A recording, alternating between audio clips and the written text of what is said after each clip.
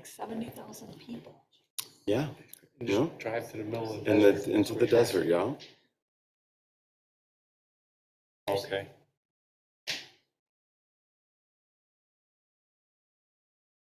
Yeah, okay. Oh, no. Facebook post. Yeah.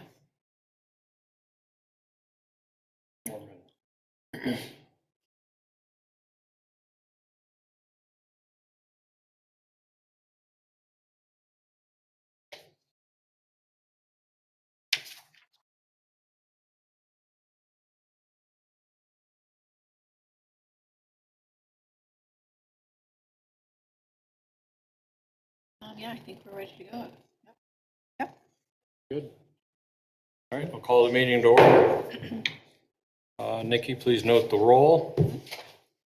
Is there any public comments before we start? Any emails received? Just the one that I forwarded on. Yes, but not for, yes, I Yep. forwarded on. We'll take care of that. Yep. We already took care of it. Very good. Yep. So our first item is the consent agenda. We got the regular meeting of the Board of Directors on August 2nd. Got the MSCPA Board of Commissioners on July 6th. And we have our departmental reports, the BPU reports and financial statements for July, bills and accounts ending August 31st, the power supply cost projections, and the MERS statement ending June 30th. Is there anything we need to pull out and discuss further? No. Okay. We'll need a motion. Motion to approve. Okay, all those in favor? Aye. Travis. Okay. All right, and we have some on-the-job training students here. So Abby, if you can introduce Logan to us, and Logan, if you can say a little bit about yourself.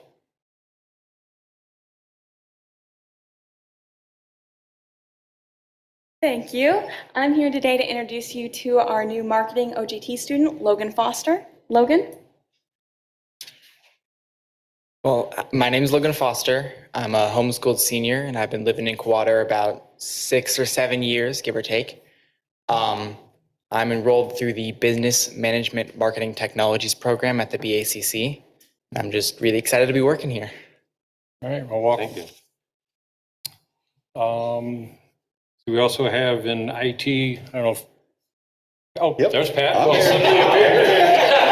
Came out of the screen. So thanks everybody for being here. I'd like to introduce Chase Moore. He's going to be our BACC OJT student this year.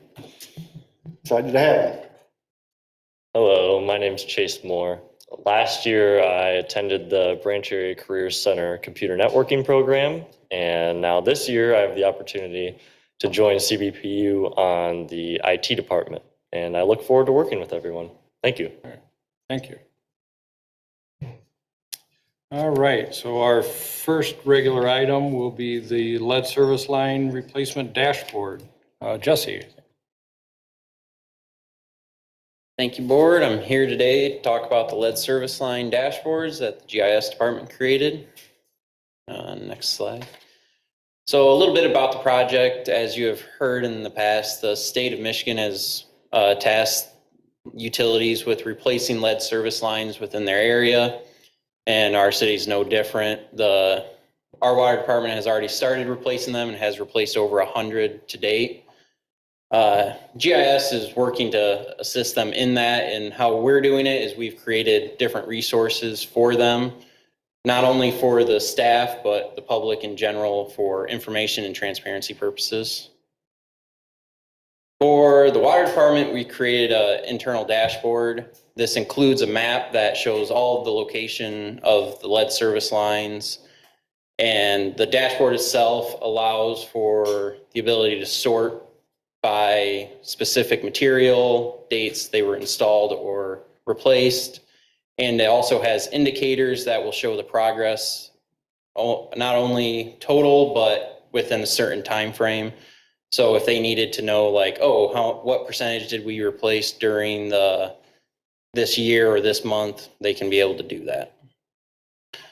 The public dashboard is much more general. It has an external map that shows the general location of lead service lines and the concentration of them, with yellow being higher concentration and blue being less.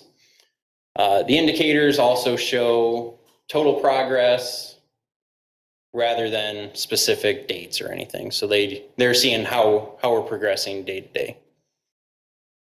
We have also created a public information site to provide information and transparency to the public. This is a website that not only includes the dashboard, but information on the process of replacing the lead service lines and information regarding how to reduce exposure if you do have lead lines. And this website is linked on our city website. And that's all I have. Do you have any questions?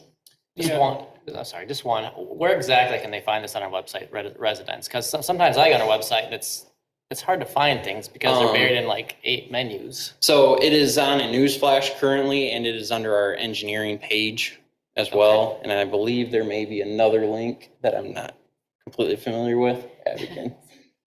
Oh. Programs and services underwater. Okay. And then and my question, I know, so if a citizen looks at the map and sees, oh, I'm in this really high concentration area, how can they find out if they have a lead service line? They can contact the water department themselves, and they can give them more information regarding that. And that webpage also has contact information to the water department. Okay, but there's no listing. No, so you just have to there's no call. listing. Right. That way, if Keep we don't want to like privacy. give people like, oh, I had like we have lead So and Brian everything. Musselman isn't listed number 1 contact? No, it's just water department. Okay. Okay, thank you. Yep, thank you. All right, so the next one is the Project 4 Engine 3 exhaust turbos. Thank you, Mr. Vice President, and good evening, members of the board. Here today to discuss the exhaust turbo issue on engine number 3 for Project 4. The end of July, MISO, the grid operator for the region, had issued a max gen alert, conservative ops, and a heat advisory due to the warm weather in the region and lack of supply on the electrical side. Project 4 was economically dispatched on July 27th due to higher market costs on the energy. Roughly an hour into operation, we were taken offline with engine 3 due to alarms, pressure alarm. We had on August 1st, Clark Energy, the service technician, come out and investigate the issue. He had done a bore scope on engine 3 along the entire gas train for the exhaust system and identified the exhaust turbos were damaged. And we'll get to some photos in a second.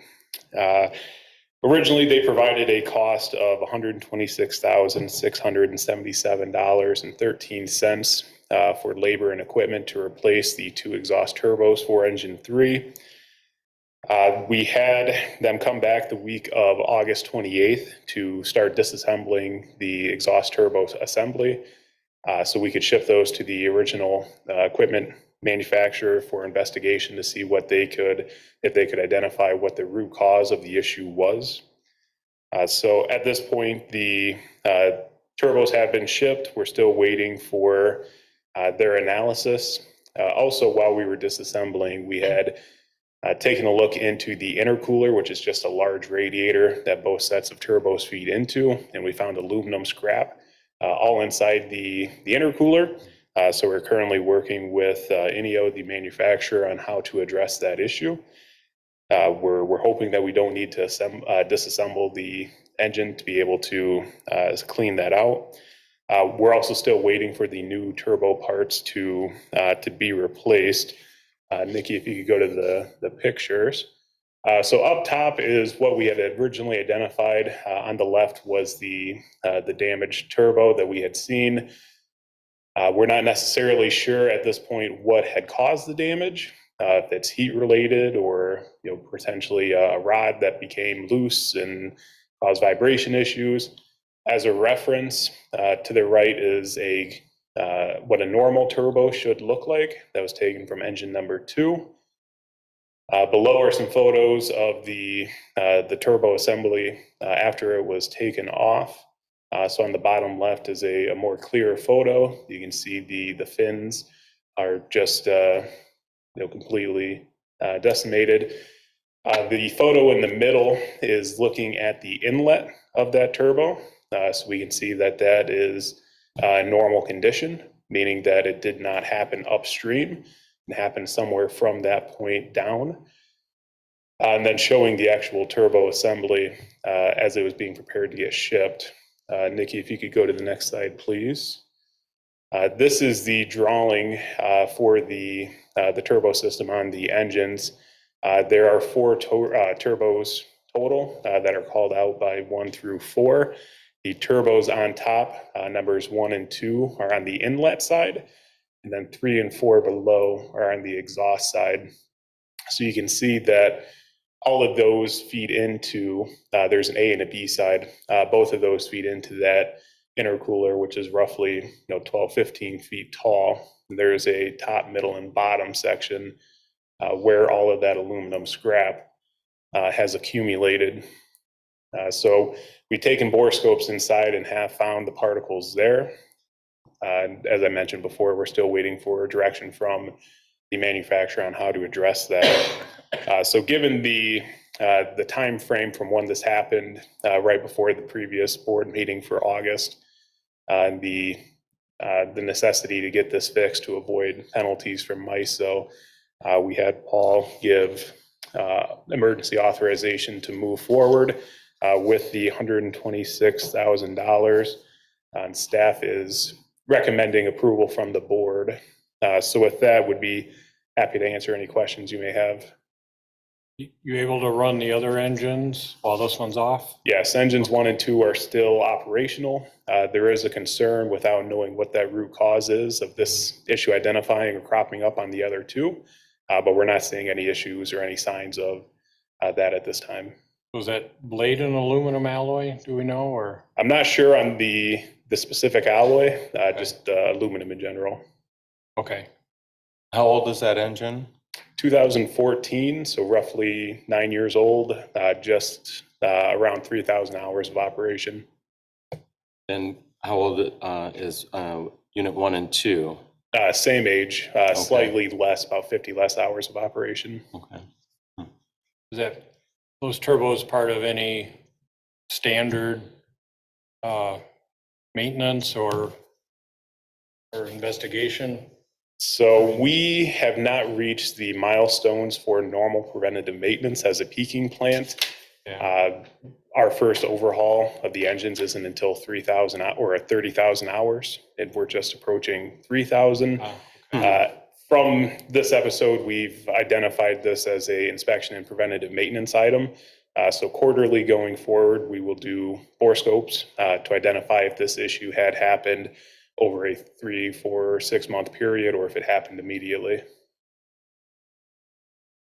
And nothing inside that, just the shavings, nothing else, huh? Nope, did not have any sensors or parameters out of the ordinary until it had failed.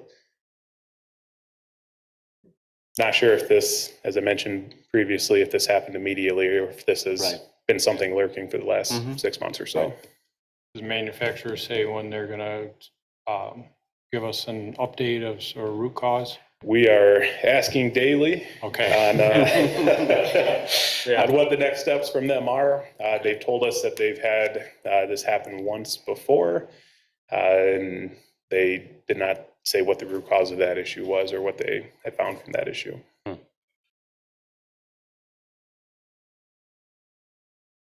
Any other questions? All right, so like a motion to approve these emergency repairs, or just to follow up, I guess. I'll make a motion to approve the repairs. I'll support it. All right, all those in favor? Aye. Any opposed? Thank you. Thank you. All right, thank you very much. Our next is our transformer purchase.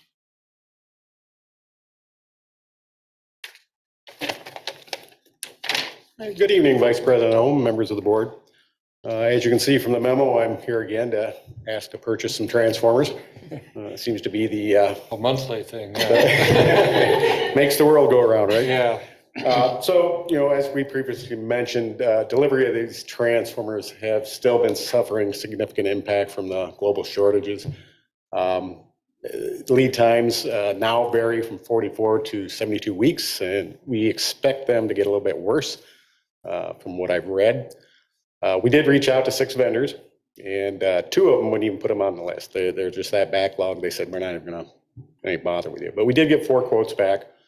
And you can see down below, it's TNR Electric, Sunbelt Solomon, Border States, and Resco. TNR Electric, Sunbelt Solomon, you'll see a huge difference between their costs. Those are rebuilt, and Border States and Resco are brand new ones. Even though Sunbelt Solomon is not the cheapest bid, we would like to go forward with them due to our previous experience with them. The total cost on them was $290,125. You can see down below, I've got earmarked what these transformers are for. They're for upcoming projects, and only one of them is stock. If I was to take all the transformers that I have in the yard, I could probably support these, but then I wouldn't have any stock. So we're trying to be a little giving some forethought to making sure we have those in place. One thing that you will also notice is it says dual voltage.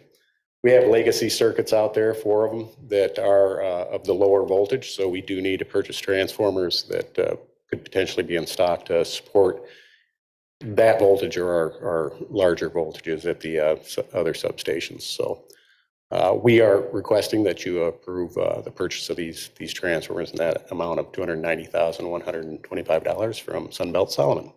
And I'd be happy to answer any questions if you have them. So what's the drawdown time frame for these in comparison to the time frame that the purchase would take place?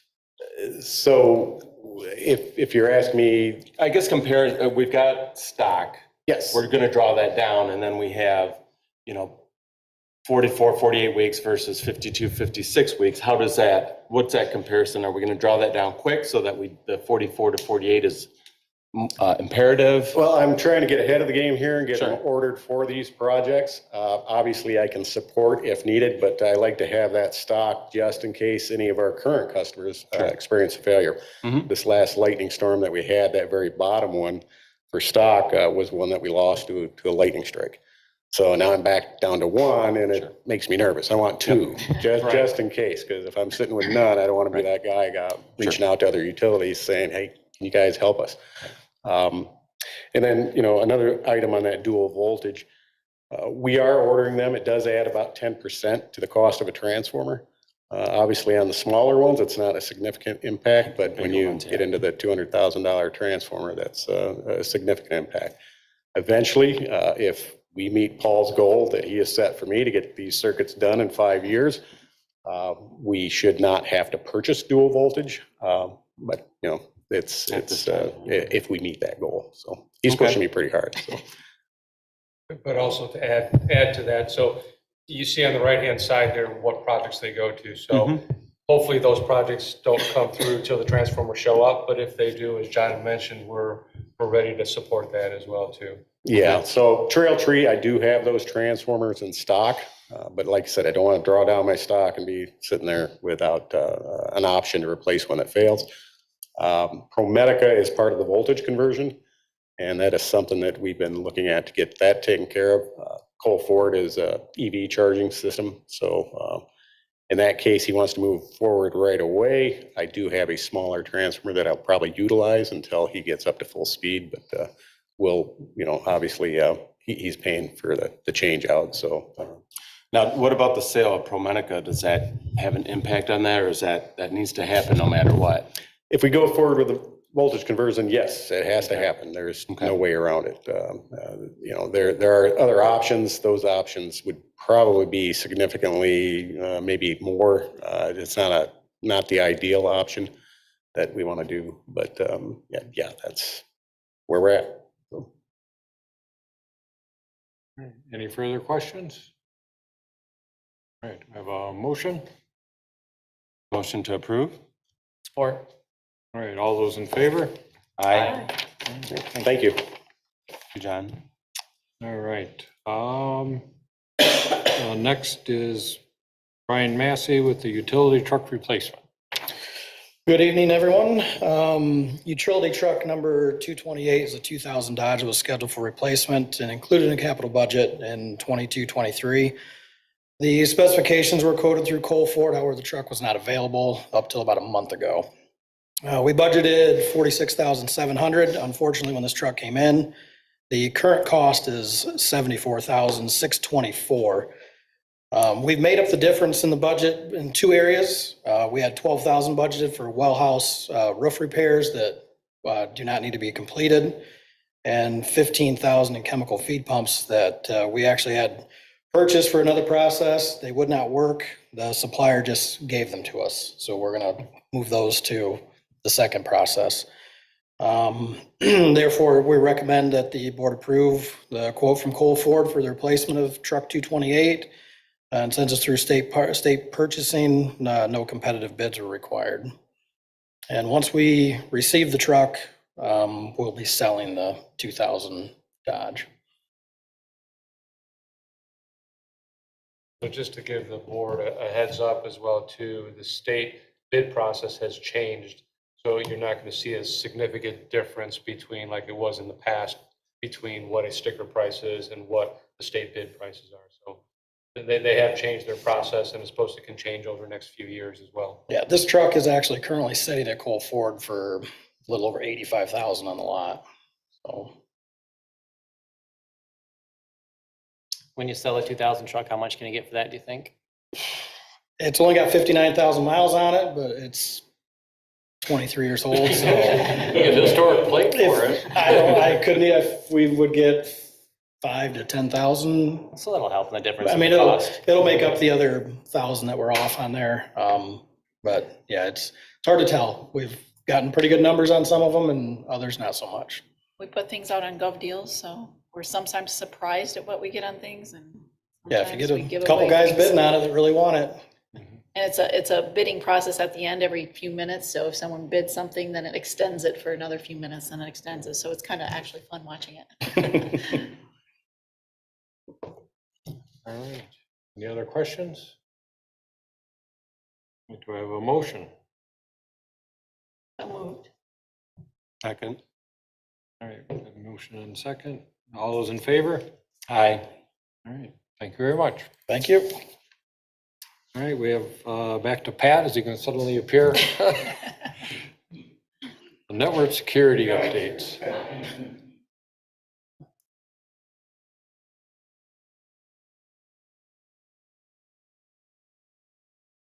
Dramatic pause now. I'm back. Yeah, I am slowing down, getting older. Well, thanks again for having me up here. If you recall last summer, we started on a network hardening project that would better protect our networks and, of course, all the resources that are behind that.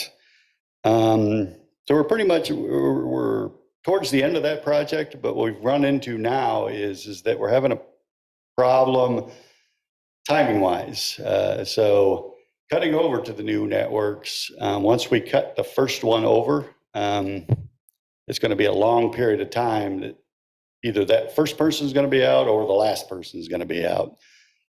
So what we're looking to do is get this extra equipment in here so we can get the two networks running in parallel. That'll also help us with some redundancy issues that would come down the road. But primarily it's to get those two networks to run side by side so that we can bring them over in a more manageable way without causing long disruptions.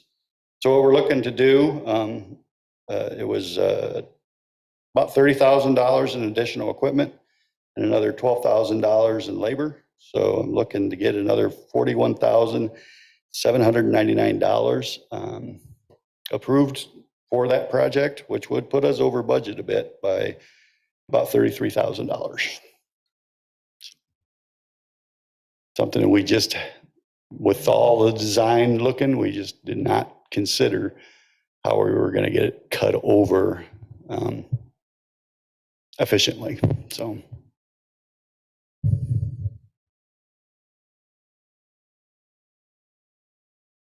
Any questions? And I just want to, 32,000 or 41,000? 41,799 is what they're looking to approve. The 32,000 number is what would be over budget from the original project.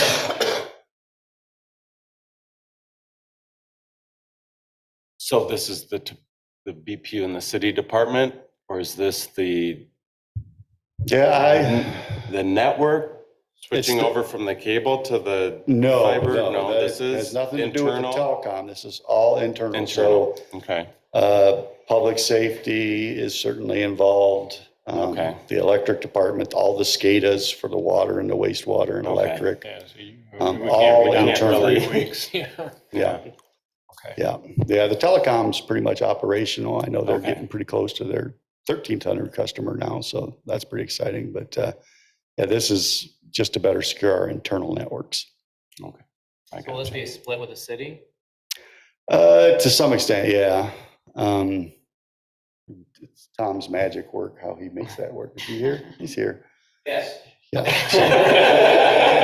Short answer is yes from Tom, so. I'll make a motion to approve the increase. Second. All right, all those in favor? Aye. All right, thank you. Thank you very much. Okay.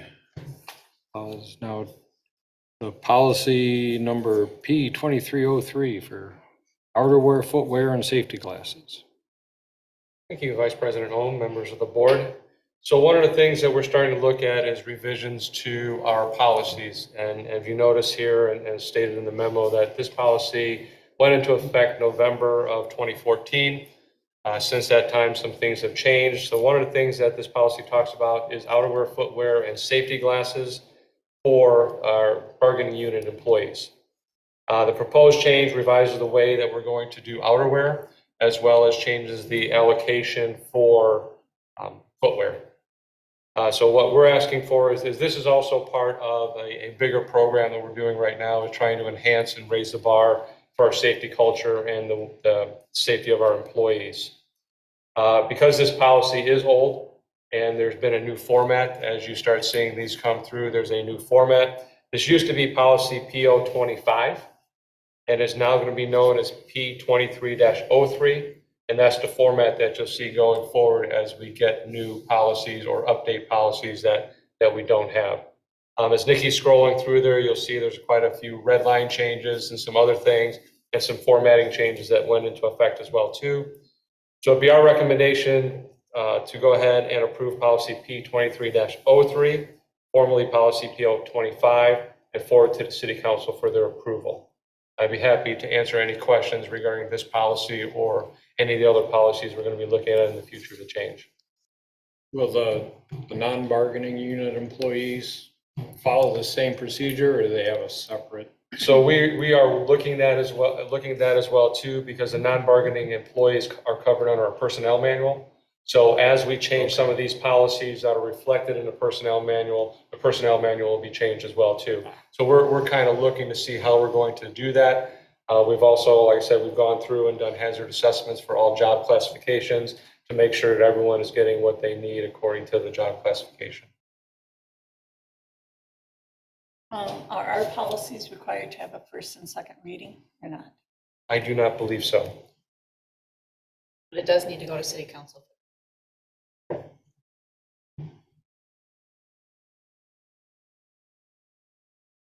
Any other questions? Motion to approve. Support.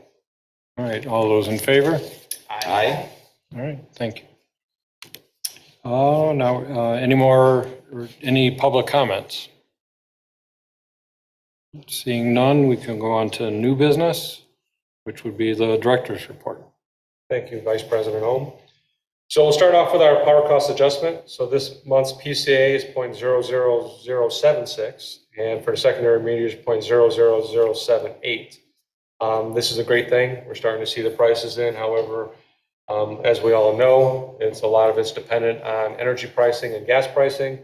Currently, natural gas pricing for the future is still in the $3 to $4 range, which is good for us. But that doesn't necessarily mean that that's going to be if we get a polar vortex or some additional issues going on. As we've already noticed on our BACC OJT students, we were introduced today to Chase Moore and Logan Foster. We welcome them aboard and wish them all the luck and hope that we can provide them some guidance for their future. On August 26th, CBPU and the city participated in an ABC Challenge. We had family and employees go through the muddy 1.5 mile course. As you can see, we were all very happy at the end to get medals and make sure that they were real medals. On August 24th, the water, wastewater, and DMS departments helped clean up the Sauk River from Waterworks Park to Messenger Lake. If you look at those two pictures, the before picture shows what it was before we started to clean it, and the after shows what it is looking like after. So we're going to continue to do this to make sure that our waterways are cleaned up for water conservation, as well as to make them potentially navigable to residents. Our new pole bunks were installed for our 60-foot poles. If you're concerned about what a pole bunk is, it's basically a place to store poles off the ground. And that's the easiest. These are concrete, set to last for a while with some metal posts to make sure they don't slide off. Previously, they were on the ground sitting on cross arms, which, as we all know, over time, everything settles in. So they weren't truly off the ground by the time we got these pole bunks in. Mutual aid, on August 25th, we were called and asked to provide mutual aid to the city of Lansing as they had an EF2 tornado go through. The guys were there through August 30th, and we thank them for all their support with other public power communities. As you can see, there's just a couple pictures of what they came upon during that restoration period. Just a reminder, Apple Fest is fast approaching, September 16th from 9 a.m. to 3 p.m. As in the past for Strawberry Fest, CBPU will be having a booth there, and Abby's got everything all set up, so it's going to be a great opportunity. So if you do go to Apple Fest, please stop by and say hello. Everyone's time of the year, second time of the year is coming soon, our hydrant flushing. We're going to start that the week of September 18th. We'll be running 2 crews as we have in the past. One crew will be from 6 a.m. to 2 p.m., the other one from 2 p.m. to 10 p.m. We're going to start in Ward 1, go to Ward 4, 2, and then 3. Just as an informational item, if you do see discolored water after the hydrants have been flushed, just run the cold water to get that little bit of sediment out of your lines. On September 30th, from 9 a.m. to 2 p.m., we'll be hosting our household hazardous waste program again over at the fairgrounds. We want to thank the City of Coldwater, City of Brunson, Village of Quincy, Algansey, Bethel, Brunson, California, Coldwater, Girard, Kinderhook, Ovid, and Quincy Township for their participation. And as usual, or as always, if you are not part of one of those townships, you're not allowed to drop off any of your waste. And if you do want to, please contact your township advisor and let them know that you want to participate next year. In addition to this, one of the things that we're partnering with is with BizAid to do some electronic recycling. So there will be electronic recycling available. I believe it's $5 to drop off a TV, and that'll be set up in the barn as well too. So we're trying to work congruent with them to make sure that we can get rid of all the waste that we can. Now that Hops is over, we're moving on to Hoptoberfest. This will be September 30th from 5 p.m. until 10 p.m. on South Monroe. CBPU will be sponsoring this as well too. So if you do have lederhosen, please go ahead and put it on and come on down and dance around with the crowd. Just a reminder that on Monday, September 11th, after the regularly scheduled city council meeting, there's going to be a joint workshop to go over the changes to the rules, rates, and regs before we bring it for a vote for this board as well as city council, as well as an update to review the classification and compensation draft report that was recently completed. And with that, I have one more item that is not on here. I'd like to have Abby come up and do a little quick update of some of the exciting things that we're planning for October. Thank you, Paul. So before we close out our meeting tonight, I just wanted to take a second to provide you with a brief overview of a major community engagement event that'll be happening in October. So from October 1st through October 31st, the CBPU is sponsoring its first breast cancer awareness fundraising competition with MSCPA communities, including the city of Coldwater, the city of Marshall, the city of Hillsdale, and the village of Clinton. This will also kick off Public Utilities Week. And at the end of the competition, the community that raises the most money will be awarded a Pink Ribbon Award from the CBPU. An official press release will go out later this month, and additional information will be provided at the October board meeting. So at this time, do we have any questions on this brief overview of this upcoming project? No? Okay. There'll be a lot more information in October. Just want to let you guys know it's coming, though. All right. Thank you. All right, thank you. We also have two thank yous, one from the library for sponsoring their summer readership program, and then also one from Coach Evie Center. With that, that is my report.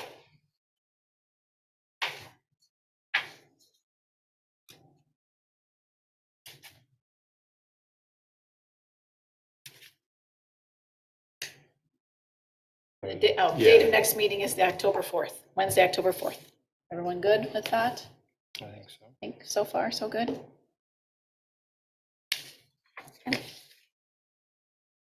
All right.